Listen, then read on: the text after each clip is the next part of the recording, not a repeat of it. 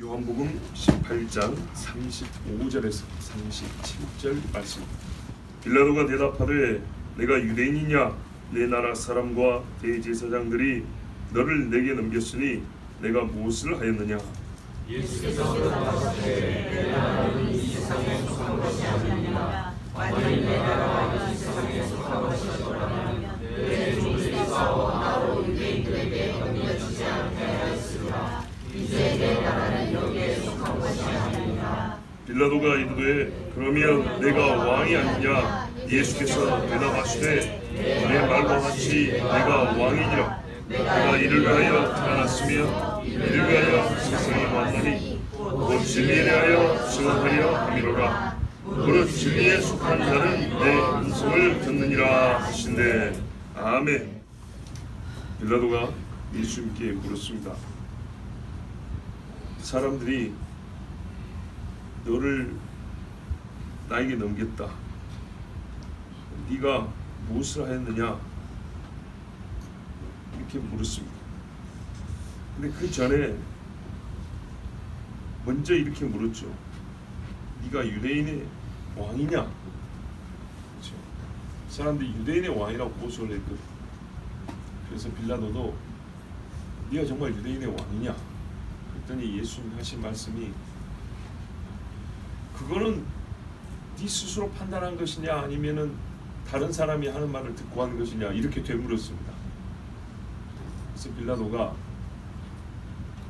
또 역시 대답을 하지 않고 되물었어요. 내가 유대인이냐? 이랬어요. 이게 이제 우리 본문입니다. 사실요. 유대인들이 예수님을 잡아 고소하면서 우리에게는 왕이 하나밖에 없는데 가이사가 왕입니다. 즉 로마 황제가 우리 왕입니다. 이렇게 유대인들이 말했어요. 근데 이 예수가 자기가 왕이라고 그랬다. 그러니까는 이게 이제 죄명입니다. 자칭 유대인의 왕이라는 거. 그래서 빌라도 로마 총독 입장에서는 왕이 또 있으면 안 되죠. 그래서 이제 예수님께 물어봅니다. 근데 빌라도가 보기에 이거 시기로 고소한 줄 안다 그랬거든요. 그래서 잘하면 풀어주려고. 예수님이 아니라고 하면 풀어주려고 그랬던 거예요. 그래서 물어봤어요. 네가 유대인의 왕이냐? 사람들이 너보고 유대인의 왕이라고 그러는데 네가 유대인의 왕이냐? 그러면 예수님이 좋게 아닌데 쟤들이 나보고 자꾸 유대인의 왕이라고 고발했다고 이러면 될 건데 이 쉬운 문제를 예수님이 너무 꼬시는 거예요. 그거 네 스스로 하는 말이냐? 사람들이 하는 말을 듣고 하는 거냐? 이게 뭔 소리입니까? 나가고 싶은 마음이 없나 봐요. 우리 경찰서 하면 빨리 나갈 수 있는 대답을 마련하지 않습니까? 그러니까 빌라도가 어이가 없기도 하고 기가 막혀서 하는 말이 내가 유대인이냐? 자, 이러면서 이제 굉장히 중요한 말씀이 이어집니다. 예수님이 나가고 싶어서 대답하신 게 아니고 예수님은 빌라도의 대화를 통해서 진리를 가르쳐 주시려고 그렇게 말씀을 이어나가기 때문에 오히려 그렇게 되물었던 겁니다. 네가 하는 말이냐? 사람들이 하는 말이냐? 이렇게 물어봤던 겁니다. 근데 이제 빌라도 입장에서는 자기가 총독이고 지금 재판장이잖아요. 어이가 없죠. 지금 누구한테 물어보냐 이 말이죠. 보세요. 내가 유대인이냐? 이 말은 예수님의 질문을 회피하는 것 같아요. 네가 하는 말이냐? 사람들이 하는 말을 듣고 한 거냐 하니까 내가 왜 그 질문에 대답을 해야 되지? 내가 유대인도 아닌데. 나 총독이야 총독. 나 로마 총독이다. 왜 그딴 걸 나한테 묻냐? 이런 식의 대답일 수도 있고요. 또 내가 유대인이냐 이 말은 나는 저 유대인하고 다르게 생각한다. 너를 고발한 유대인처럼 생각하지 아니하고 내가 유대인이냐? 유대인들은 너한테 이렇게 말하는데 나는 유대인이 아니기 때문에 다르게 생각한다. 너를 다르게 판단한다. 하지만 살고 죽는 것은 네 입에 달렸으니까 뭐 이런 식의 대답을 수 있습니다. 그 두 가지요. 어디야? 누구한테 지금 질문하는 거야? 난 로마 사람이야. 총독이란 말이야. 나한테 그런 거 질문하고 물어보지 마. 너는 죄인이고 나는 재판장이야. 이런 의미가 있고 아니면 저 사람들이 시기로 넘겨준 줄 안다 그랬잖아요. 내가 저들과 똑같은 유대인이냐? 나는 너에 대해서 다른 판단을 내리고 있다. 그런데 어쩔 수가 없다. 지금 내가 재판장이기 때문에 고소한 이유를 가지고 너에게 신문할 수밖에 없다. 이런 두 가지 말투로 들립니다. 그러니까 어떻게 하죠? 나는 유대인이 아니니까 결국에는 네 말을 직접 들어보고 판단하겠다 입니다. 이제 그래서 빌라도가 예수님께 이제 물어봅니다. 저 유대인처럼 판단하지 않고 나는 직접 물어볼 테니까 너 무슨 일을 했는지 나한테 한번 대답해봐라. 말해봐라 그랬죠. 35절 뒤에 보잖아요. 네 나라 사람, 너의 민족, 그리고 대제사장들이 너를 내게 넘겼다. 네가 무엇을 하였느냐? 자, 저 사람들이 뭘 했는데 도대체 왕이라고 하는 거야? 나 솔직히 믿기지는 않는데 네 같은 이 보세요. 행색을 보세요. 예수님의 행색. 이게 왕입니까? 떼국물이 찍찍 흐르는 옷을 입고 다니는 이분이 무슨 왕이냐고. 그래서 내가 아무리 봐도 아닌 것 같은데 도대체 뭔 일을 했길래 저 사람들이 니를 왕이라고 또 그렇게 미워해서 죽여달라고 하는 것이냐. 자, 이렇게 물어봤어요. 여기도요, 대답 잘하면 풀려납니다. 예수님이 뭐라고 대답하면 돼요? 나 병자 고쳤고요, 죽은 자 한 3번 살렸고요, 귀신 든 사람, 사회적인 문제 아닙니까? 여기저기 막 소리 지르고 공포심 조장하고 막 이상한 데 가서 살고 막 쓰러진 집에 살고 무덤에 살고 막, 그렇죠. 어린애들 학교 가려면 괴롭히고, 그런 귀신 들린 사람들 고쳐줬다. 자, 이렇게 예수님이 뭘 했냐 그랬으니까 이렇게 대답하면 사형감인가요? 포상감이죠. 상 줘야죠, 상. 근데 예수님이 그렇게 대답을 안 했어요. 그렇게 대답하면 분명히 풀려났을 거예요. 저 사람들이 거짓말했구나. 자기들이 이롭게 한 자를 정말 시기해서 넘겨줬구나, 이렇게 할 텐데 예수님 정말 풀려날 생각이 없는지 뭐라고 대답했습니까? 내 나라는 이 세상에 속한 것이 아니니라. 뭔 또 이상한 뚱딴지 같은 대답입니까? 뭘 했냐 그랬으면 나 별거 안 했습니다 그러든지, 나 천국 복음 증거했다 그러면 잘해야 종교 지도자 정도 그 중에 한 사람이겠구나 이러고 말지, 로마의 위협이 된다고 생각 안 하겠죠. 그러니까 뭐냐면 나라라는 말만 안 써도 사는 거예요. 나라와 나라의 대립구도만 안 써도 사는데 예수님이 꼭 죽고 싶은 사람처럼 나라, 왕국 이런 말을 쓰는 거예요. 빌라도는 살려주려고, 우리가 사복음서를 보면 살려주려고 그런 거거든요. 이게 가만 보면 직접적으로 내가 너를 풀어줄 테니까 이렇게는 말 못해도 이 질문의 유도 방식이 대답만 잘하면 풀어주려고 하는 거예요. 그런데 예수님은 거꾸로 잡혀 죽을 대답만 골라서 하는 겁니다. 자, 여기에서 이제 진리가 들어있는데, 예수님이 대답을 하실 때 묻는 말에 대답하지 않고 본인이 하고 싶은 말을 했어요. 뭐라고 말했냐면, 나는 나라가 있다, 나는 나라를 소유한 자다, 이렇게 대답을 했습니다. 그런데 그 나라에 대한 설명을 다른 여러 말로 한 게 아니고요, 본질로서 대답을 했어요. 내 나라는 이 세상에 속하지 아니하였다. 이 말이 유대인의 왕이 아니라는 말이 아니에요. 예. 유대인의 왕이 아니라는 말이 아니고, 나는 유대인의 왕은 왕인데 대제사장이 고발한 것과 같은 그런 류의 유대인의 왕이 아니라는 말이에요.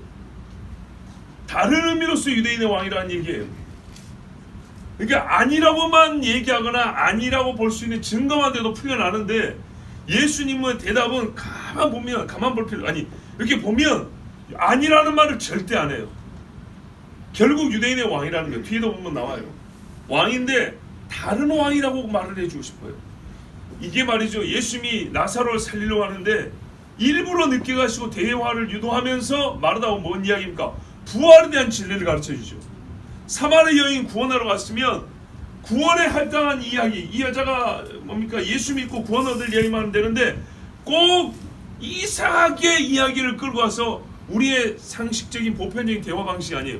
꼭 이 여자와 하지 말아야 될事, 웬만하면 건들지 않아야 될 이야기를 건드려서 예배의 본질을 가르쳐준다고. 그런 것처럼 우리 주님이 여기서 나라의 본질을 가르쳐주고 싶은 거예요. 근데 나라의 본질을 가르쳐주려면 누구랑 대화를 해야 돼요? 그렇죠. 나라의 지배권을 가진 자, 통치권을 가진 자와 대화를 해야 이 주제가 나오는 거죠. 죽은 자를 둔 자와 대화를 해야 부활에 대한 얘기가 나오는 거죠. 예배할 때를 찾고 있는 사람하고 대화를 해야 예배에 대한 본질을 가르칠 수 있는 거죠.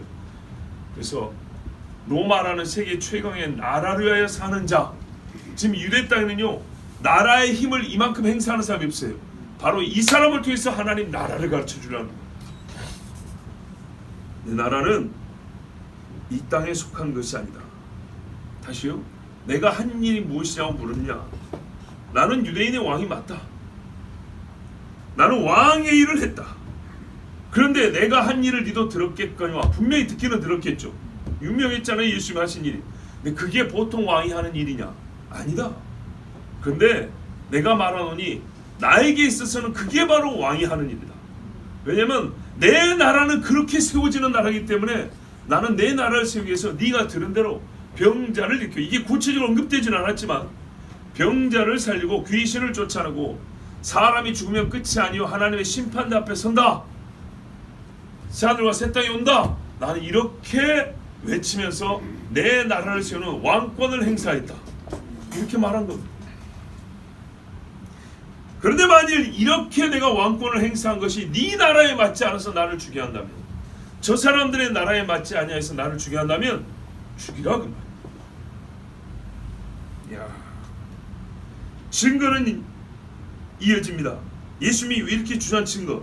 첫 번째, 만일 내 나라가 이 세상에 속한 것이었다면, 자, 분명히 나라를 가지지 않았다는 얘기한 게 아니에요. 속하지 아니하였다라면 내 종들이 싸워 나로 유대인들에게 넘겨지지 않게 하였으리라. 내 나라가 만약 여기 속했다면 어떻게 했겠어요? 내 종들, 만약에 사람이라고 한다면 내 백성들이 왕이 죽으라고 내버려두지 않았겠죠. 물론 여기 사람은 꼭 유대인일 필요는 없습니다. 예. 유대인과 유대인을 대립시키는 그런 구도는 여기에 나와 있잖아요. 또 만약에 천군을 의미한다고 하면, 저는 천군이라고 보는데, 이 천군도 예수님이 지금 여기서 이곳에서 나라를 완전하게 획득하고 예수님의 나라가 본래 여기 속했다고 하면 천군도 어떻게 했을까요? 예수님이 잡히지 않고 여기서, 그렇죠, 자기 나라를 지금 다 세울 수 있도록 그렇게 도왔겠죠. 예수님이 거기 어딥니까? 겟세마네에서 잡힐 때도 내가 12형도 되는 천군을 불러다가 지금 이 사람들 멸하게 할지 못하겠느냐.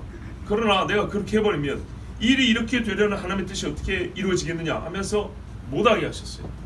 즉 순순히 잡히셨어요.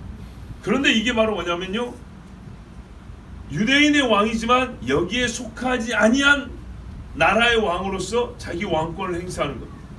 만약에 그런데 유대인의 왕이고 똑같은 사람으로서 유대인의 왕권을 행사했다면, 이 땅에 속한 자로서 왕권을 행사했다면 부하들을 불러다가 자기가 잡히지 않게 보호하라 했겠죠. 근데 예수님이 그러지 않았어요. 왜냐? 유대인의 왕으로서 예수님은 그렇게 다스리지 않고요, 꼭 그렇게 사람들이 와서 자기 육체를 보호하는 일이 벌어지면 본인이 생각하는 나라의 통치는 통치권은 행사되지 않기 때문에 세상 나라로 똑같아져 버립니다. 그래서 주님이 안 그랬어요. 그러니까 여러분, 빌라도가 이 말이 못 알아들어지지가 않는 거예요. 그래서 36절에 잠깐 먼저 가보면 뭐라 그래요? 그러니까 네 말은 네가 왕이 아니라는 얘기냐 그러잖아요. 그쵸? 못 알아먹어요. 네가 왕이 아니냐. 그러니까 예수님이 내 말과 같이 내가 왕이니라. 처음에 네가 나보고 유대인의 왕이라고 물었지, 나의 말은 왕이 아니라는 게 아니고 왕이라는 말이다. 근데 빌라도가 듣기에는 왕이 아니라는 것처럼 들린 거예요. 왜냐? 자기가 하는 가이사나 저 헤롯만 하더라도 누가 왕권을 이렇게 행사하냔 말이죠. 그러니까 못 알아보는 거예요. 자, 이게 빌라도가 반문하죠. 그러니까 네 말이 왕이 아니란 얘기냐? 예수는 분명히 왕이라 그랬고 다른 왕이라고 했기 때문에 빌라도가 못 알아먹고, 내가 아는 왕 개념으로는 이게 설명이 안 되고 이해가 안 되니까 왕이 아니냔 말이냐고 물어봤죠. 그래서 예수님이 다시 37절에 또 풀어줬죠. 그러니까는요, 오늘 본문에 있어서 제일 가운데 부분은 뭐냐면 이 36절이에요. 예수님의 말씀. 빌라도에게 가르쳐주고 우리에게 가르치고 싶으나 세상 사람들은 이해하지 못하는 왕권. 빌라도가 세상의 정치학 박사라고 해도 과언이 아닌 정치 실무가로서 대가인 빌라도조차도 예수님이 말한 왕 개념에 대해서 전혀 이해할 수가 없는 이 왕권, 그러나 예수님은 주장하셨고 행사하셨던 왕권, 바로 이것이 우리가 오늘 깨달아야 될 말씀이고요, 우리가 알아야 될 예수님의 왕되심입니다. 왕 대신 주. 그런데 도대체 뭐냐 이 말이죠. 예수님 분명히 설명했어요. 그러나요 변화되지 않냐고 하나님의 나라를 알지 못하는 사람은 여전히 빌라도처럼 들립니다. 빌라도처럼 반응할 수밖에 없습니다. 자, 오늘 그래도 빌라도보다는 우리가 주님께 더 가까운 자들이라면 이 말씀 충분히 들을 수 있고요. 또 하나님께서 선택한 자기 백성이기 때문에 우리는 내가 섬기는 왕에 대해서 그분의 왕권을 행사하심에 대하여 알아야 할 의무가 있으므로 오늘 예수님의 말씀 36절을 중심으로 좀 더 깊게 보도록 하겠습니다. 예수님이 말씀했습니다. 이제 내 나라는 여기에 속한 것이 아니니라 그랬습니다. 바로 이 부분이 이해가 안 됐던 것입니다. 왕이라고 하는데 몸뚱아리는 여기 있는데 나라가 여기에 속하지 아니하였다니 이게 무슨 말인가 이해할 수가 없었습니다. 여러분 우리도 이 말을 자칫 오해하기 쉽습니다. 어떤 식으로 오해하냐? 우리는 이제 영의 세계를 아니까 세상 사람이 이해를 못하는데 웃어요. 그렇지 빌라도 당신 이해를 못하지 우리는 다 알아. 자, 그러면서 스스로 조금 마음이 우쭐해지면 어떤 착각을 해야 되냐면요. 주님의 나라는 이 세상과 무관한데 그거를 모르다니 이렇게 생각할 수가 있어요. 이것도 잘못 생각하는 거예요. 당신은 물질적으로만 생각했지 육체적으로만 생각했지 이거 바보같이 하나님의 나라는 육체적이지 아니하고 물질 세계하고는 상관이 없어. 당신이 건너지 못해서 이해하지 못한 거야. 이것도 틀린 거야. 틀린 거야. 여러분 주님의 나라는요 이 세상과 무관하거나 물질 세계와 관계없는 나라가 아닙니다. 그렇게 생각하면 안 됩니다. 만일 그렇다면 우리 주님은 이 세상에 오시지 않았을 겁니다. 뭐하러 이 세상에 옵니까? 이 세상과 상관없는 나라를 위해서. 그의 왕국이 이 세상과 무관한데 왜 이 세상에 속한 사람들에게 자기 왕국을 말해줍니까? 본래 이 세상과 상관이 없는 나라를 상관이 없다는 것은 처음부터 끝까지 별개란 얘기입니다. 근데 뭐하러 이 세상 사람들에게 그 나라를 얘기해주고 그 나라에 오라고 합니까? 상관이 없는데. 상관이 없다는 것을 이득과 손해관계로만 생각하면 안 돼요. 모든 면에서 연결점이 없다는 겁니다. 이 세상에 사는 사람들, 이 땅의 왕국, 이 땅의 나라에 사는 사람들을 왜 끌어다가 자기 나라 백성이 되게 하냐고요. 상관이 없다며. 여러분 이 한 가지만 생각해도 주님의 나라는 이 세상과 밀접한 관계에 있다는 것을 알 수가 있습니다. 아멘. 주님이 그 나라를 말해주러 이 땅에 오셨다니까요. 이 세상 왕들에게 선포하시고 이 세상 왕들에게 서기하셨어요. 자기 종들을. 그러면서 이 세상 나라는 무너지고 그의 나라가 온다고 말하겠어요. 얼마나 상관이 큽니까? 아수르를 무너뜨린 이가 누구요? 바벨론을 무너뜨린 이가 누구요? 페르시아를 세웠다 무너뜨린 이가 누굽니까? 하나님이시죠. 그 나라의 왕이 왜 이 나라의 왕들을 죽이고 살리고 세웠다 무너뜨리고 하냔 말이죠. 경제적인 문제인가요? 아닙니다. 나라와 나라의 문제입니다. 그냥 단순하게 생각했어요. 나라와 나라의 문제입니다. 나라에 속한 어떤 영역의 문제가 아니고 나라와 나라의 문제예요. 그리스도는 세상 모든 사람과 똑같이 이 땅에 육체로 오셨습니다. 여러분 기가 막히지 않습니까? 육체로는 어떻게 되냐면요, 이 땅 어느 나라에 속해야 됩니다. 어느 나라 국민이 되기 마련입니다. 그런데 이 나라가 아닌 자기 나라가 있고 거기에 왕인분이 왜 이 땅에 어떤 나라의 백성으로 오셨냐 이 말이죠. 참 희한한 일이죠. 땅과 땅 사이에도 그런 일은 없습니다. 자, 주님의 나라는 이 세상 나라와 상관이 있습니까? 없습니까? 있습니다. 세상 나라가 그리스도와 그의 보좌 앞에 엎드린다 그랬죠. 상관이 있어요. 그러면은 어떻게 다르다는 얘기죠. 예수님의 말씀 보세요. 세상에 속한 것이 아니니라 그랬어요. 그러니까 이 속한 것이 아니란 말을 너무 확장시켜서 상관이 없는이라고 해서는 안 된다 그 말입니다. 소속이 아니라 그 말이에요. 소속이. 예수님 자신이 자기를 가리켜 나는 세상에 속하지 아니했다 그랬어요. 자, 몸뚱아리는 당시 로마의 통치하에 지배를 받고 유대인의 헤롯에 또한 지배를 받는 그런 몸이에요. 육신의 부모에게서 젓가락질부터 기저귀 떼는 것부터 다 배움을 받았어요. 완전히 이 세상 사람으로 살았어요. 그런데 주님이 스스로 자기에게 뭐라냐면 내가 여기 살아, 이 땅에 살아, 이 땅 백성으로 사는데 어떻게 했어요? 내 아버지가 저 위에 계셔도 사람들을 시험에 빠지지 않기 위해서 뭐랬어요? 내가 성전세까지 내. 일반 사람들처럼 죄인 중에 한 사람처럼 똑같이 성전세도 내요. 절기도 똑같이 지켜요. 그런데 뭐라면 차이가 있다면 나는 이 땅에 속하지 아니하였느니라로 다른 사람과 다르다는 걸 말씀해 주세요. 여러 가지로도 다르지만은 오늘 이 말씀은 똑같이 속하지 아니하였다므로 자기를 다르다고 말해 주세요. 그러니까는 왕인데 다른 왕이라는 걸 설명하는 게 뭐예요? 지금 속하지 아니하였다는 거죠. 요거를 이야기해서 예수님이 사람은 사람인데 다른 사람과 다르다는 것을 이 땅에 속하지 아니한 사람으로 설명해 준 거. 이 말씀을 배우면요 나라의 개념도 똑같은 거예요. 이해할 수가 있어요. 요한복음 8장 23절에 예수께서 이르시되 너희는 아래에서 났고 나는 위에서 났으며 너희는 이 세상에 속하였고 나는 이 세상에 속하지 아니하였느니라. 아멘. 여러분 이 말씀 이해하지 못하는 분 있어요? 없죠. 그러면 나라에 그대로 적용하면 돼요. 무슨 말이에요? 내 나라는 하늘에서 났다 그 말이에요. 내 나라는 땅에서 시작된 게 아니에요. 땅에 기초를 둔 게 아니고 하늘에서 기원을 가지고 하늘에서 영광을 취하고 하늘에서부터 다스리는 나라라는 얘기예요. 하늘의 법으로 운행되고 그 영광이 구가되는 나라라는 얘기죠. 나는 이 세상에 속하지 아니하였느니라. 그래서 사람에게 지배를 당하지 않습니다. 예수님이 이 땅에 살았지만 하늘에서 났기 때문에 나를 낳으신 아버지의 지배를 받았어요. 항상 아버지의 뜻 그랬죠. 요게 다른 것이었어요. 예수님의 나라, 주의 나라가 어떤 차이인지 아시겠죠? 사실 이거 하나로 충분해요. 근데 주님이요 자기 자신만 세상에 속하지 아니하였다 하지 아니하고 우리 그리스도인 보고도 세상에 속하지 아니하였다고 속함의 문제로 또 정의를 내려줬어요. 그리스도인을 정의 내리는 말은 맞는데 소속으로 정의를 내려줬어요.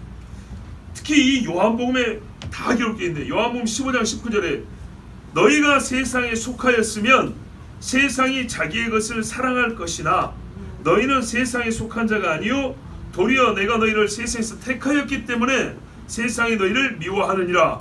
아멘. 잘 기억해 보세요. 이 말씀의 핵심이 어디 있어요? 너희가 세상에 속하였으면 자기의 것이기 때문에 세상이 너희를 사랑했을 것이다. 다 자기 것 사랑하죠.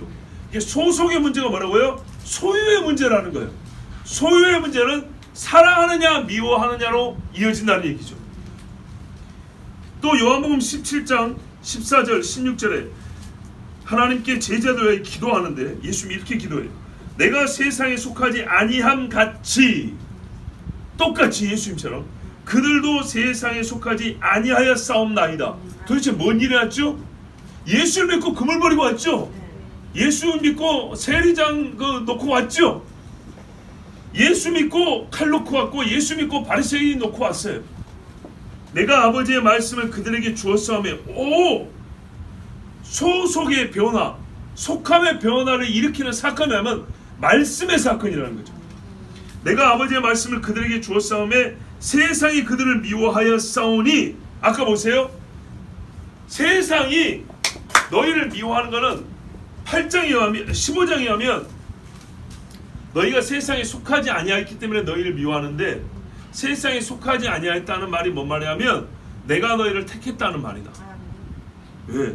내가 너희를 택했기 때문에 세상이 자기 소유를 나한테 뺏겨서 이제 나도 미워하고 너희도 미워한다 이런 말이었어요. 근데 17장에는 세상이 너희를 미워한다는 결론은 똑같은데 처음에 속함이 달라졌기 때문에 미워한다 그랬어요.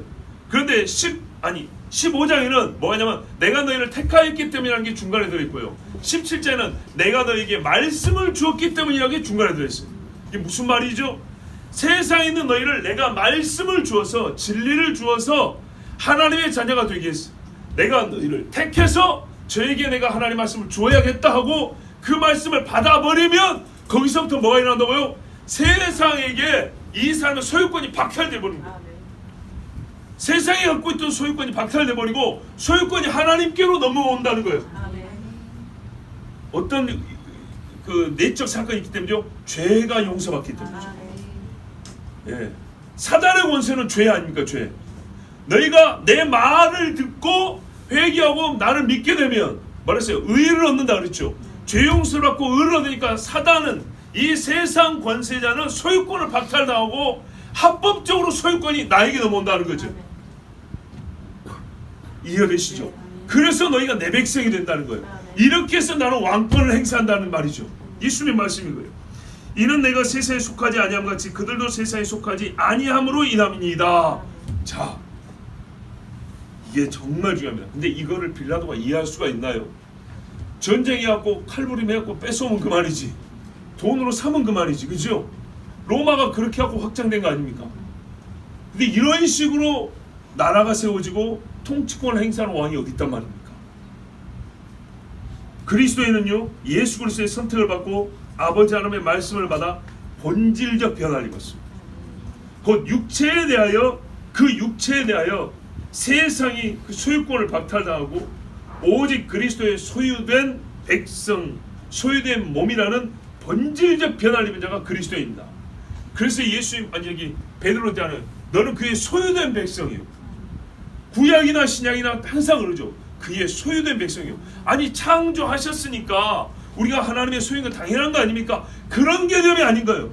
죄로 말미암아 자기를 사단에게 스스로 팔아넘긴 자를 예수님이 값을 치르고 다시 사왔다 그랬잖아요.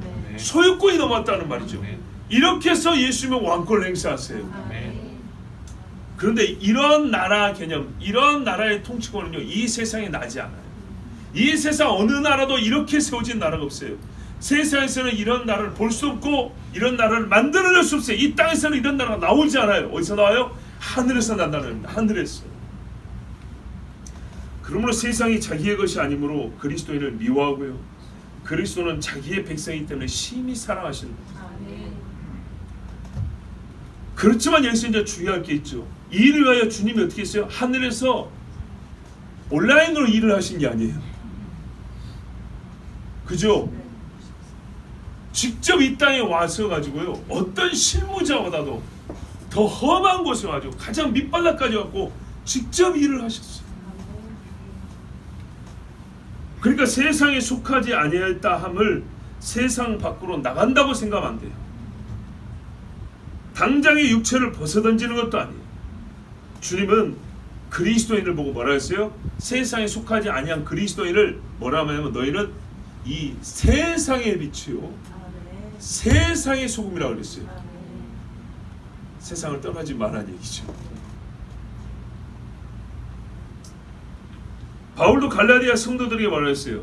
너희가 육체로 시작하여 성령으로 시작하여 육체로 마치겠느냐? 다시 성령의 사람이 되라 그랬죠. 그래서 어떻게 홀리 이렇게 살아는 얘기인가요? 아니죠. 바울이 이렇게 말합니다.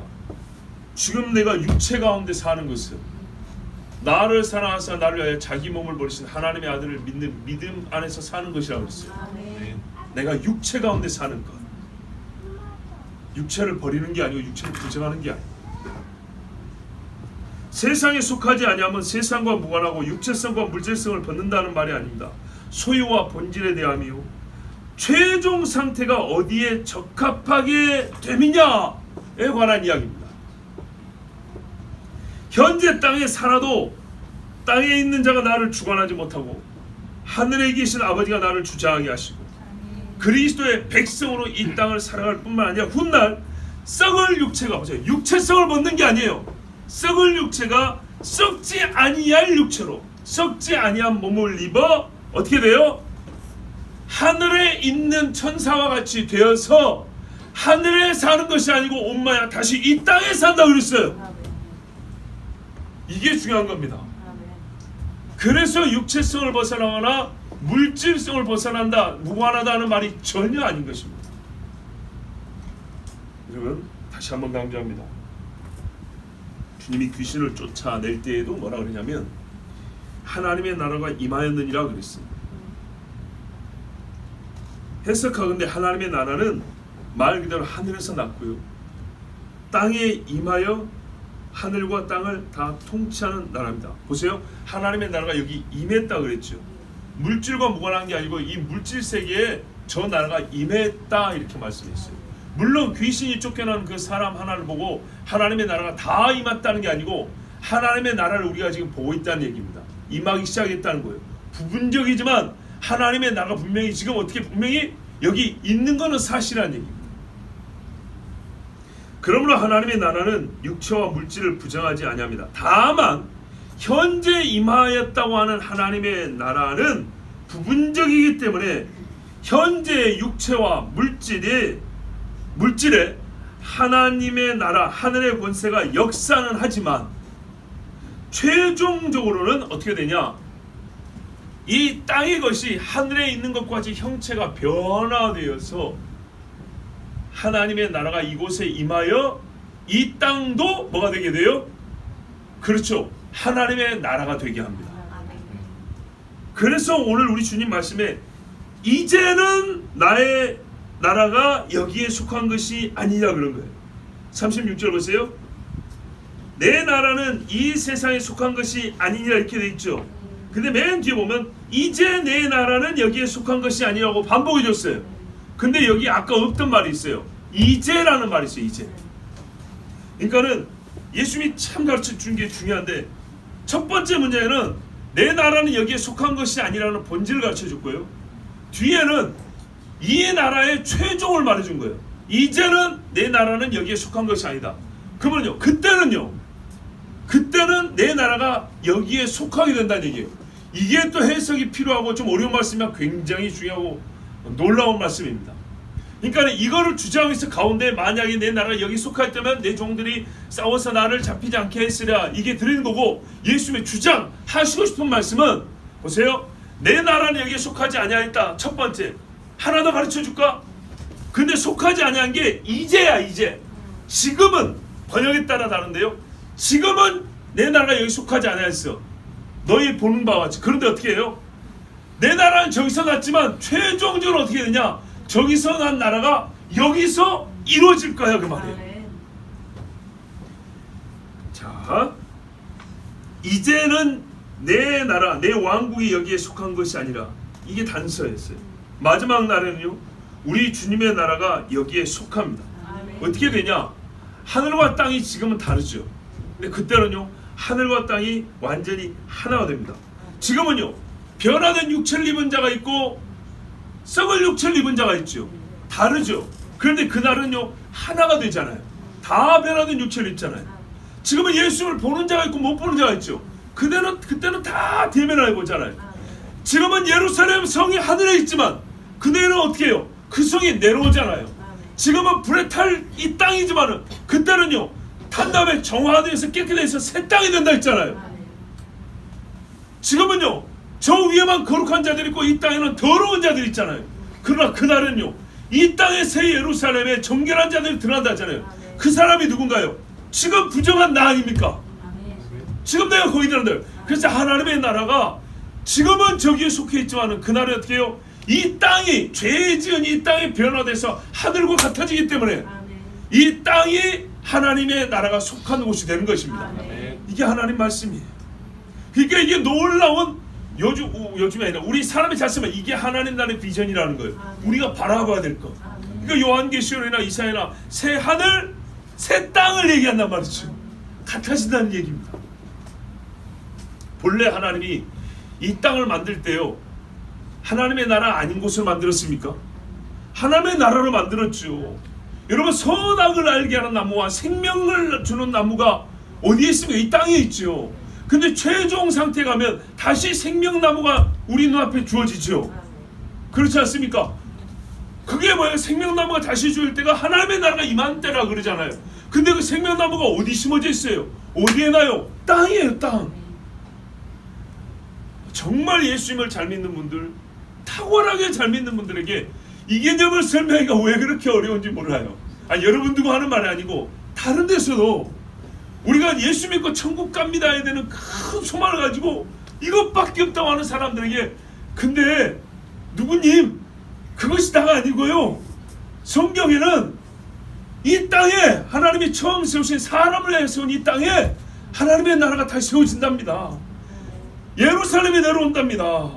거기에서 우리가 영원히 주님을 섬기고 산답니다. 근데 이거를 못 믿는 거예요. 이해가 잘 안 되는 거예요. 그러니까 안타깝게도요, 우리가 예수 믿고 구원받는 이 단순한 진리를 처음에 받아는 건 중요하지만 우리가 가는 그 나라에 대해서는 계속 들어야 되는 것이죠. 제자들도 그래서 맺죠. 천국비를 몇 번 해줬는데 못 알아먹잖아요. 끝내는요 다 아멘 됐어요. 그러니까 이 제자들이 예수님과 똑같이 복음을 전했고요, 그 나라를 요하는 보기까지 했지 않습니까? 바울도 봤어요. 베드로도 이 땅에서 변화산에서 그것을 부분적이지만은 언제나 형태로서 양이 작다는 것으로 부분적이지만 언제나 형태로 봤어요. 이 땅에만 하나님의 나라를 봤어요. 죽었다던 모세가, 살아서 승천했다는 엘리야가, 내가 지금 여기서 보고 있는 예수님이 똑같은 몸을 입었는데 사람이 희귀할 수 없을 정도로 하얀 옷을 입고 정결하게 돼서 변화된 몸으로 자기들끼리 이렇게 대화를 하는데 얼마나 놀라운 광경인지. 그래서 베드로가 순교를 앞두고 말해요. 내 육체를 벗을 날이 얼마 남지 않았음으로 하면서 간증 겸 교훈하는데 수많은 예수님과의 만남 경험이지만 딱 요 한 가지 말합니다. 이것이 우리의 바라볼 소망이다. 이거 하나 때문에 내가 이 나이 먹고 순교하기까지 여기까지 왔다 말한 거예요. 이게 바로 하나님 나라의 비전이었어요. 새 육체, 새 예루살렘, 새 땅, 새 하늘. 지금의 땅이 변화됩니다. 하늘과 같은 상태화됩니다. 죄 없는 곳이 됩니다.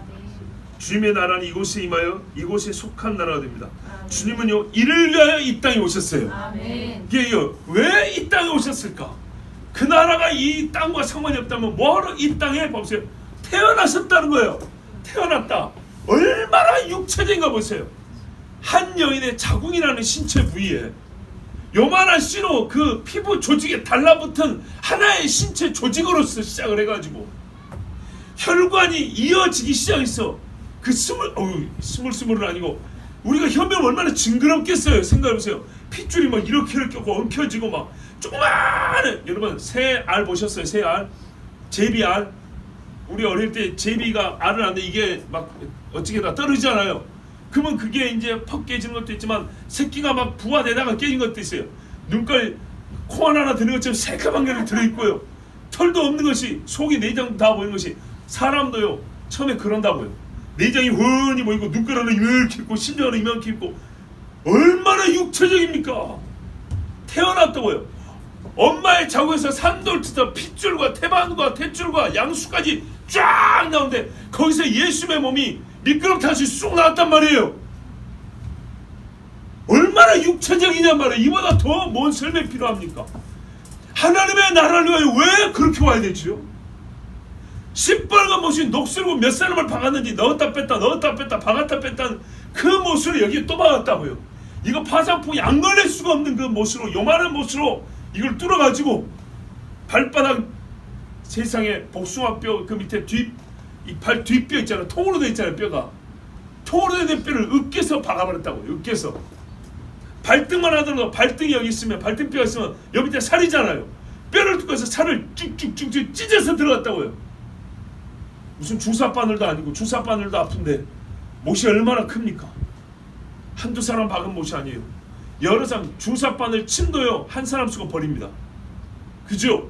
그런데요 몇 사람을 박았던 못을 다시 빼다가 예수님 몸에다가 박았어요. 이보다 육체적이고 세상적이고 물질적인 거 어디 있어요? 어떻게 더 설명을 할까요? 근데 이게 주님의 나라를 위하여, 이게 왕으로서 내가 왕이라 왕으로 통치하는 방식이라는 거예요.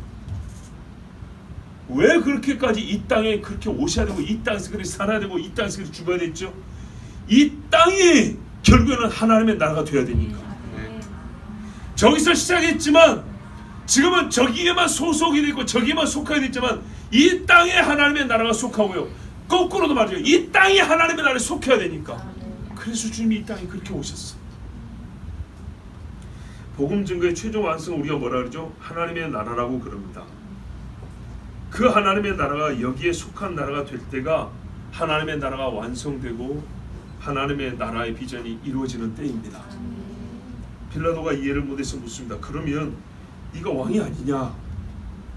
여러분, 이렇게 반문하는 분이 없고 다 정말 깨우쳐지셨고 믿어지길 바랍니다. 아멘. 안타깝게도 빌라도가 여기서 알았으면 예수님을 죽이지 않았을 겁니다. 그는 몰랐습니다.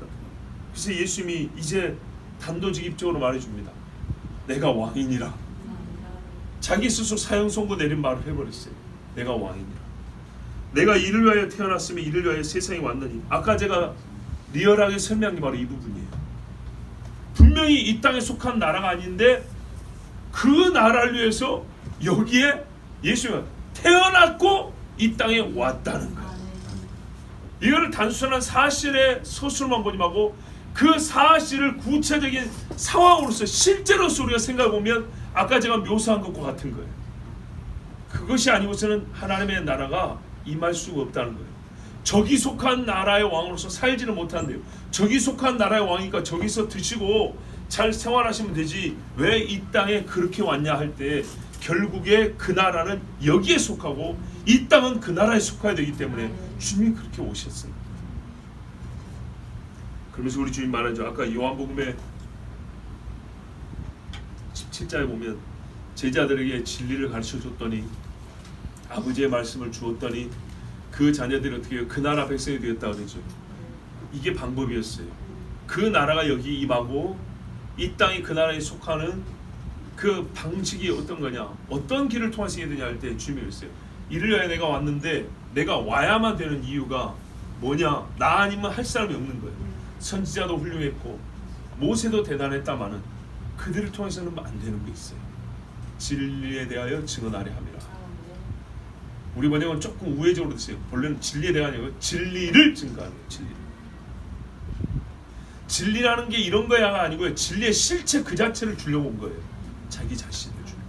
아멘. 무릇 진리에 속하지 않은 내 음성을 듣느니라. 우리 주님의 말씀, 왕이 세상에 속하지 아니한 나라를 위하여 태어나실 일이 무엇입니까? 이 세상과 상관없는 나라를 위하여 그 나라의 왕이 이 세상에 오실 일이 무엇이냐 말이죠. 우리는 논리적으로 해석이 안 되고 이해가 안 돼요. 두 나라가 협약을 맺자는 것도 아니고 두 왕국이 동맹을 맺자는 것도 아니고 사람이 왕 노릇하는 나라가 본래 하나님의 나라가 아니었다. 처음에 원래 하나님의 나라이기 때문에 그 한 나라를 하나님의 나라로 돌리고자 하니 암이라면 별개로 있는 두 나라라면 이 나라의 왕이 여기에 이쪽 나라의 가장 천한 자로 가장 낮은 자로 오실 일이 없다는 얘기입니다. 본래 하나가 아니었다. 현재는 죄로 더럽혀진 땅이지만 끝내 불로 템을 받고 새롭게 될 땅으로서 정결한 하나님의 땅, 주님의 나라가 될 것을 목적으로 예수님이 이 땅에 오셨습니다. 이 목적을 위하여 유일한 방법, 이를 유일한 방법이 있으니 그것이 뭐냐면 진리를 증거함이라 했습니다. 앞서 제자들 위하여 예수님이 올린 기도에도 우리가 들었고요. 하나님의 진리를 가진 자는 세상이 자기 소유권을 주장하지 못한다 했습니다. 그러면 무주인이 되냐? 그것이 아니죠. 이제 하나님이 주인이 되는 겁니다. 왕이 주인이 되는 겁니다. 뭐 왕이 누구죠? 예수님이 주인 되고 예수님이 왕이 백성으로 변화되는 겁니다. 이런 식으로 하나님의 나라가 이 땅에 임하셔야 합니다. 주의할 점이 한 가지 있는데요. 여기서 주님이 진리를 증거한다는 말을 말로 설교하는 것으로만 생각하면 곤란합니다. 그것만을 말하는 게 아니라 지금 이 재판받는 것, 병자를 고치는 것, 귀신을 쫓아냈던 것, 그리고 그 십자가에 죽으시고 부활하는 것까지 이게 다 진리를 증거합니다. 진리에 대하여 말하여 왔다 하면 산상수라고 마치는 거죠. 그러나 진리를 말하러 왔다 하면 어떻게 해요? 십자가에 죽으시고 부활한 것까지 포함이 되는 거죠. 그래서 십자가에 달려있을 때 한편에 강도가 믿고 백부장이 믿었습니다. 예수님이 죽으니까 믿었어요. 부활한 예수님을 보고 얼마나 더 많은 사람이 또 믿게 되었습니까? 그 나라 백성이 되었습니다. 주님은 지금 빌라도 앞에서 진리를 증거합니다. 자기를 고발하는 자들 앞과 세상 앞에서 진리를 증거합니다. 십자가의 죽음으로 진리를 증거합니다. 유대인의 왕, 나사렛 예수 유대인의 왕. 그의 무덤이 진리를 증거합니다. 무덤 문이 그를 막을 수 없습니다. 승천이 그를 증거합니다. 그가 본래 하늘에서 오신 자라. 그리고 다시 오실 때 증거합니다. 그는 온 땅에 주시라. 여러분, 이를 모세가 보여줄 수 있겠습니까? 바울이 보여줄 수 있겠습니까? 누가 가르쳐줄 수 있겠습니까? 이건 환상이 아닙니다. 요한은 환상을 보고 다니엘은 이상을 보고 우리에게 가르쳐주지만 예수님은 실제 그 일을 행하신 분이십니다. 훗날 주님이 다시 올 때 땅과 하늘이 같아짐으로 주님의 나라는 완전하게 하늘에도 땅에도, 우리가 옆줄 했죠. 왕제사장, 동격, 동등, 동일을 말한 것처럼 하늘, 땅, 하나님의 나라, 하늘, 옆줄, 땅, 하나님의 나라로 이곳에 임하고 우리가 그 나라 백성이 될 줄로 믿습니다. 끝으로 주님이 주시는 말씀에서 한 가지 더 통찰을 얻고자 합니다. 우리가 이 세상에 속하지 아니하였다 하므로 육체성을 부인해서는 안 된다 그랬습니다. 이 말은 우리 주님이 이 땅에 육체로 사 육성으로 우리에게 말씀을 전해주셨죠. 그것처럼요, 주님이 이 땅에 태어나시고 육성으로 손으로 일을 행하시고 왕권을 행사하신 것처럼 또한 주님은요, 육체에 속한 것들로 하나님의 나라를 알려주셨습니다. 말하면 하늘에 있는 것을 그대로 내려다가 준 것이 아니고 그 모형으로, 그 부분으로 우리에게 가르칠 때는 여러분, 부분이기 때문에 어떻게 하면 하늘의 것을 그대로 준 게 아니라 부분과 모형으로 주기 때문에 반드시 이거는 이 땅의 형식이나 형태를 가질 수밖에 없고 육체와 물질의 성질을 가질 수밖에 없습니다. 그렇지 않으면 왜 이게 부분이겠어요? 그렇지 않으면 왜 이게 모형이겠어요? 오리지널한 것들은 바로 하늘에서 가져오면 되는데, 이해가 되십니까? 봐보세요. 천사는 하늘에서 그대로 옵니다. 그죠? 천사는 그대로 오는데 우리가 이 땅에서 누리는 것은, 우리가 이 땅에서 하나님의 통치를 받을 때는 어떤 식으로 받냐면은 우리가 농사지어 먹는 쌀, 그렇죠? 우리가 오늘 여기 먹는 떡과 포도주, 이거 다 이 땅에서 나온 거 아닙니까? 어디서 나오는 쌀하고 밀로 만들었죠? 국산인지 외산인지도 잘 모르죠. 근데 어쨌거나 이거 어디서 왔어요? 어젯밤에 하늘나라 가가지고 배달을 해왔습니까? 아니죠. 땅에서 나. 이 부분에 대해서 우리가 생각할 필요가 있어요. 주님이 어머니 뱃속에서 자라고 어머니 젖을 먹고 사람이 지은 집에서 주무시고 사람이 만든 신을 신고 다니고 사람이 만든 배를 타고 다녔습니다. 그 배를 타고 다니면서 배 위에서 설교하셨고요. 사람이 만든 항아리를 가지고 거기다 물을 가두셨고 거기에 포도주를 만드셨습니다. 사람이 만든 바가지로 퍼다 마시라 했습니다. 맞지요? 육체에 속한 것은, 잘 들으세요, 육체에 속한 것은 하늘에 속한 것은 아니나 하나님은 육체를 보존하고 우리를 진리를 만나게 하시는데, 진리를 증거함에 땅에 속한 것을 사용하십니다. 여기서 조금 더 나가서 완전히 하늘에 속한 것은 아니지만 하늘에 속한 것을 우리에게 보여주심으로써 또한 이 땅에 사는 우리가 믿음을 갖게 하는데요, 이게 이 땅에 있는 것들을 활용해서 진리를 듣게 하기도 하지만 조금 더 급을 높여서 하늘에 있는 것을 밑으로 내려다가 우리가 진리를 믿게 하는데, 그것을 그대로 가져올 수는 없기 때문에, 아니 하나님의 성을 위에 있는 걸 그대로 같이 내려올 수는 없다고요. 그래서 이 땅에 저기 시온산에 예루살렘 성전 솔로몬 못 지으라 했단 말입니다. 이해되시죠? 하늘에 가면 향로가 있다 했잖아요. 그거를 그대로 각 교회들마다 한 번씩 주일마다 봐하고 돌려주진 않는단 말입니다. 성경과 성막의 모양을 본떠 만들어야 했다 이 말입니다. 그렇죠?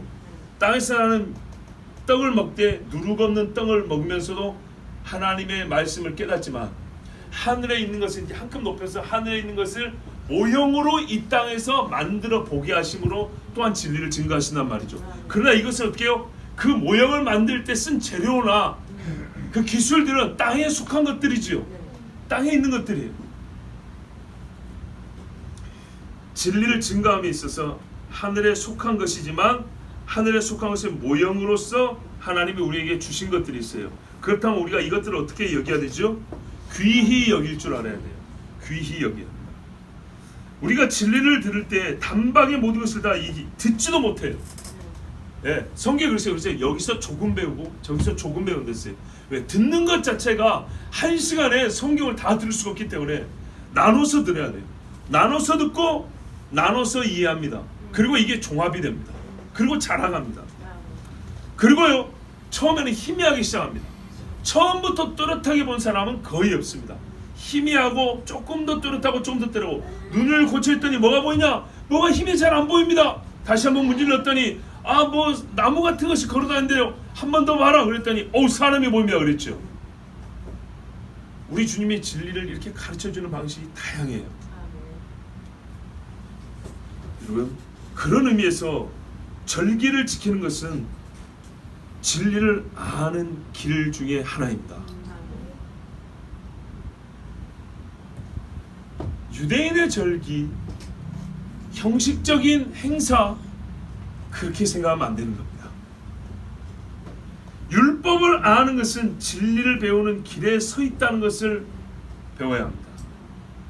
내가 율법을 아는 것이 복음을 듣기 전 단계, 복음과 상관없는 것이 아니고 돌판에 새겨준 이 말씀이 우리에게요, 하늘에 속한 진리를 가르쳐주는, 육체를 가지고 있는 우리 인간에게 물질, 육체성을 가진 이 땅에 속한 것을 가지고 하늘의 것을 가르쳐주는 하나님의 방식이라는 걸 아셔야 된다는 거예요.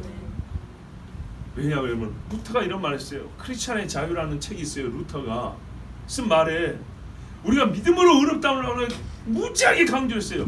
그런데 제발 오해하지 말라 그랬어요. 그러면 육체에 속한 것은 다 소용없다는 얘기냐? 제발 그렇게 오해하지 말았어요. 저도 몇 년 전에 설교했잖아요. 육체의 연습은 조금의 유익이 있다 그랬어요. 그러나 경건의 연습은 이생과 내세의 유익이 있다 그러죠. 그래서 육체 연습을 하지 말란 얘기냐? 아니란 얘기죠.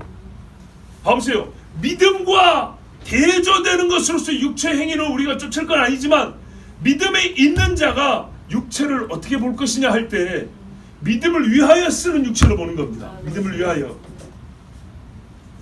루터가 그랬어요. 크리스천의 자유를 가르쳐 놓으니까 어떤 인간들은 어떻게 해요? 방종주의에 빠진다는 거죠. 방종주의. 어떻게 해요? 육체의 소욕을 따라 살면서 나는 하나님이 주신 자유를 얻었으니까 이따운 소리 한다는 거죠. 그죠? 근데 루터가 지적한 것은 이 부분이 아니었어요. 오히려 뭐냐면 하나님 앞에서 믿음으로 의롭다고 자유를 얻었다니까, 보세요. 종교개혁자의 주창자, 선두주자는 루터가 한 말이에요. 뭐라느냐? 사람들이 율법을 버리더라. 쾌락을 쫓은 죄로 나가는 그런 자유 방종이 아니고 하나님의 말씀을 버리는 방종으로 하더라. 내가 예수 믿고 구원을 받고 내가 자유를 얻었고 내가 의롭게 됐으니까 다른 하나님의 말씀을 우습게 보고 던져버리는 방종에 이르더라.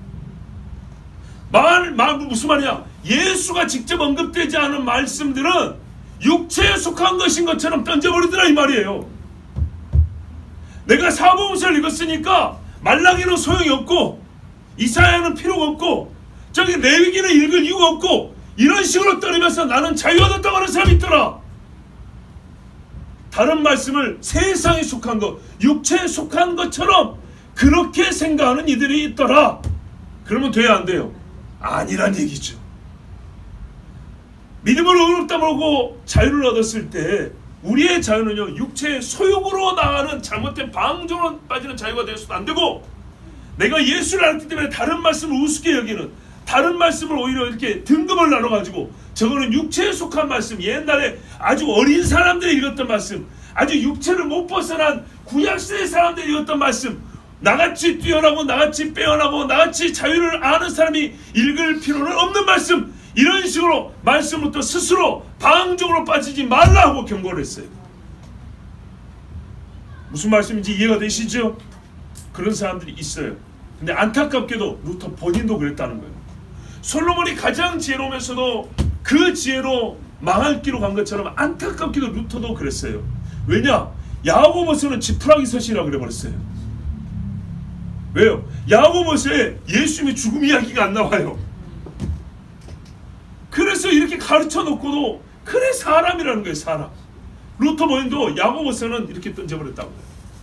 얼마나 안타까운지 모릅니다. 그러니까 잘 모르니까 또 어떻게 해요? 유대인들을 막 이렇게 공개하는 글도 썼죠. 그래서 얼마나 많은 유대인들이 죽게 됐습니까? 그렇다고 루터가 구원 못 받았냐? 그 말은 아닙니다. 그러니 여러분, 사람을 맹종한다는 것이 위험하다는 얘기입니다. 지금 설교하는 저희도 마찬가지예요. 나 충분히 틀리게 설교할 수 있다고 생각합니다. 부정한 설교는 이루 말할 수 없이 많고 틀린 설교도 있을 수 있다. 그래서 하나님 앞에 다시 배우고 다시 깨우치면 또 다시 고쳐 설교할 수 있겠죠. 지금 설교할 때 가장 믿는 바 최선을 다해서 하는 것이지만 항상 잘못할 수 있어요. 루터도 최선을 다해서 말했지만 본인도 허물에 빠졌어요. 여러분, 그러나 그의 교훈은 맞은 말이에요. 그의 교훈은 분명히 맞아요. 우리가 예수 그리스도를 말하면 하늘에 속한 진리를 들었다고 해서 어떻게 해요? 성전을 무시하면 되냐? 아니라는 거죠. 예수님이 성전을 찾았어요. 제자들이 예수님이 승천한 것까지 반대로 불구하고 기도를 어디서 했습니까? 나 같으면 겟세마네 갔을 거예요. 근데 제자들이 어디서요? 성전을 갔어요. 성전을. 그렇지 않습니까? 예수 죽인 인간들이 있는 성전을 올라갔다. 왜 그랬을까요? 왜 예수님이 오순절에 맞춰서 성전을 버리주란 말이죠? 그 절기 이제 끝난 거 아닙니까? 그 육체에 속한 거 아닙니까? 너무 그 절기에 맞추면 복음이 유대에만 한정된 유대주의적 복음으로 끝난 거 아닙니까? 아니에요. 아니에요. 주님은요, 하나님의 나라를 가르쳐주기 위해서 천사를 시켜서 음식을 가져오라고 하지 않았어요. 친히 너희가 음식을 준비하라고 그랬어요.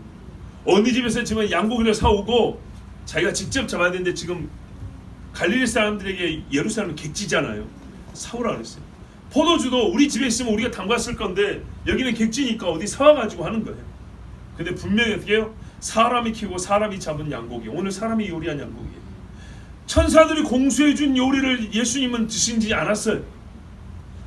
하나님의 어린 양으로서 자기를 하늘에 속한 진리를 가르쳐주기 위해서 이 땅이 사람이 키우고 사람이 잡은 고기를 드시고 사람이 담근 포도주를 마셨고 사람이 마련한 집에서 공주에 붕 떠서 먹은 게 아니고 어느 집에서 빌려줘가지고 그 집에 들어가서 식사를 드셨어요. 남의 집 세숫대야 빌려다가 거기에 물 담아가지고 남의 집 수건 가져다가 발 씻어줬단 말이에요. 그러니까 여러분, 이런 걸 무시하면 안 돼요. 우리가 교회에서 무슨 행사한다 할 때 의식이 문제예요. 행사로 생각하지 마시고 하나님의 나라가 이루어지는 방식, 하나님이 진리를 증거하는 방식, 하나님의 통치가 나타나는 모양이라고 생각을 하면 고상한 척, 저런 행사에 저런 의식에 나는 저런 것을 참여하지 않아, 이렇게 말하지 않냐고 겸손하게, 이 일을 통하여, 이 육체를 수고하는 이 일을 통하여 하나님의 나라가 나타날 것이다. 내가 흘리는 이 땀으로 인하여 하나님의 통치를 누군가 보게 될 것이다. 이런 믿음과 기대를 가지고 일을 해야 되는 것입니다. 부지런히 예수를 모시러 간 사람이 있어요. 부지런히 베드로를 찾으러 간 사람이 있어요. 여러분, 어떤 사람은요 성찬식을 하지 않습니다. 어떤 사람은 성찬식을 하지 않아도 하나님 나라의 만찬을 내가 그 나라에 가면 먹을 거라는 걸 기대하는 사람이 있어요. 믿음이 있어요. 나는 그 사람을 죄인이라고 말하지 않습니다. 그러면 어떻게 하냐? 성찬식 하지 않아도 나는 믿음이 있어. 나는 주님 나라 식탁에 갈 믿음이 있어. 이거 안 해도 그런 믿음이 있어. 그 사람 어떻게 하냐? 성찬식 하는 사람을 정죄하면 안 돼요. 네, 성경에 내가 다시 올 때까지 너희가 나를 기념하여 성찬을 하라 그랬죠. 그렇게 하는 거예요. 예수님도 1500년의 전통을 이어서 6월절 식사로서 자기 죽음을 가르쳐 주셨습니다. 다른 방식이 없어서가 아니라 하나님이 주신 방식이었기 때문에 그거를 그대로 사용하셨습니다. 진리의 영도 주님이 정하신 그 날에 사람의 달력을 따라서 오순절에 정확하게 보내주셨습니다. 그래서 주님 말했어요. 아무 때나 기도하는 것이 아니고요, 그 날이 올 때까지 어디서요? 여기서 예루살렘에서 기도하라. 왜? 복음은 온 땅이 주님의 거니까 저기 시베리아에서 시작하면 안 됩니까? 아니 말했어요. 예루살렘과 유대와 사마리아 온 땅, 이렇게 주님이 말씀하셨어요. 성도 여러분, 우리는요 이 세상에 속한 자가 아닙니다. 나의 왕 예수님이 세상에 속하지 아니하였으므로 나도 이 세상에 속하지 아니합니다. 그러나 나의 주가 이 세상을 자기 나라로 삼으시려 세상에 오셨으므로 우리도 주의 백성으로 이 세상을 살아갑니다. 여기까지는 여러분 우리가 많이 들었을 겁니다. 근데 여기에 한 가지만 더 붙이죠. 주를 위하여. 그냥 사는 것이 아니고 주를 위하여 삽니다. 이래야 이 사람이 이 세상에 속하지 아니하고 하나님 나라에 속한 사람으로 이 땅을 사는 겁니다. 예수님도 아버지를 위하여 그렇게 살았습니다. 우리 주님이 말씀했잖아요. 하나님과 그의 나라와 의를 구하라 그랬죠.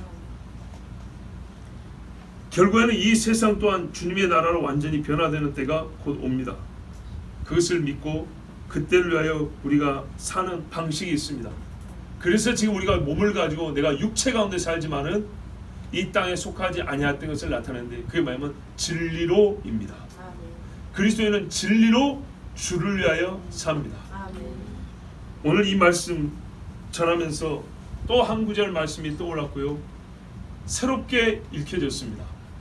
이 한 말씀 읽고 마칩니다. 로마서 14장 7절 8절입니다.